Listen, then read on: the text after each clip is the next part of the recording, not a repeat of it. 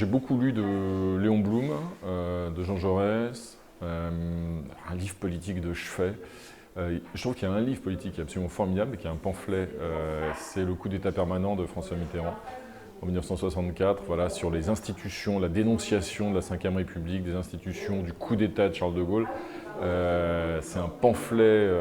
absolument excessif, totalement injuste, d'une mauvaise foi abyssale, remarquablement bien écrit. C'est très très bien écrit et c'est à peu près l'inverse de ce que Mitterrand a ensuite mis en pratique lorsque lui-même est devenu président de la République et lorsqu'il a parfaitement joui de ces institutions monarchiques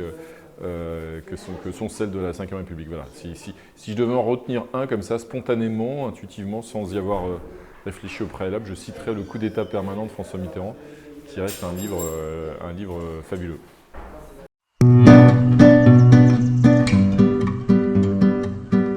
Un bon livre politique, d'abord, c'est un livre qui a des lecteurs, évidemment, qui est lu, qui est partagé, mais au-delà de ça, je pense que c'est un livre un peu novateur, qui essaie de défricher une nouvelle voie, de nouvelles pistes, de réflexion, pas un livre qui se contente de ressasser des choses qui ont déjà été 1000 fois écrites. Et puis je dirais que c'est un livre aussi qui essaye qui n'a pas peur d'oser, d'inventer, justement, de sortir un peu du prêt-à-penser ou du politiquement correct. C'est deux expressions un peu caricaturales, mais en tout cas qui n'hésite pas à sortir des sentiers battus pour nourrir la réflexion collective. Parce que d'abord, un livre politique, ça sert à ça. Ça sert à nourrir la réflexion collective dans le cadre du débat démocratique qui nous est cher.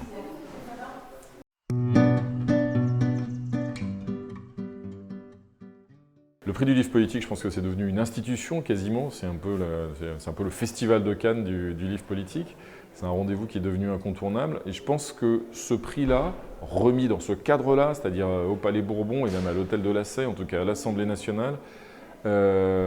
c'est un prix qui est plus que jamais nécessaire parce qu'il illustre un peu l'état du débat public et qu'il consacre toujours justement un ouvrage de grande qualité, reconnu comme tel, qui ouvre de nouveaux chemins de réflexion. Et dans le débat public tel qu'il existe en France, et pas seulement en France d'ailleurs, dans nombre de nos grandes démocraties occidentales un peu fatiguées, un débat public qui verse souvent un peu dans l'imprécation, dans l'excommunication, qui vire parfois à l'hystérie, à la dénonciation, à la caricature, le tout en plus sous l'influence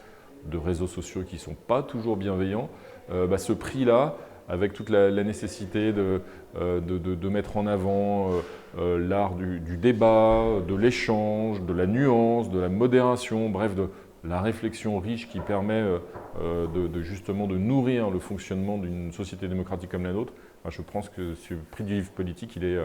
plus que jamais indispensable.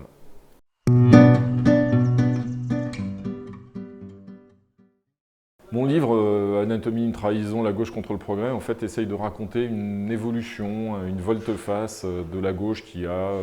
on va dire, une quinzaine, une vingtaine d'années, en France en tout cas. On ne peut pas la dater précisément, mais c'est une évolution qui est assez spectaculaire, qui fait que la gauche, qui s'était toujours arrimée au camp du progrès, qui était une sensibilité politique qui avait confiance dans l'homme d'une part, dans la science, dans l'avenir, qui croyait toujours à une évolution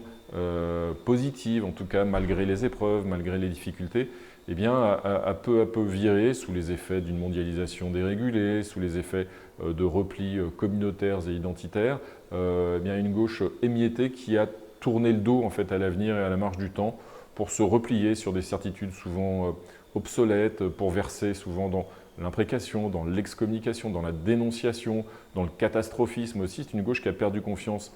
en elle-même et en l'avenir, et ça produit ce qu'est devenue la gauche française aujourd'hui. En même temps, j'essaie d'explorer dans le livre des pistes de réflexion sur ce que pourrait redevenir une gauche d'avenir, c'est-à-dire une gauche universaliste, républicaine, laïque, et tournée vers l'intérêt général et pas vers la défense d'intérêts particuliers, communautaires ou groupusculaires qui se font face ou qui se combattent les uns les autres. Donc j'essaye aussi, en m'inspirant d'ailleurs de certaines évolutions en Europe, de redessiner un peu des pistes de réflexion pour une gauche qui redeviendrait authentiquement de gauche, c'est-à-dire qui ait confiance en elle-même, en l'homme et en l'avenir.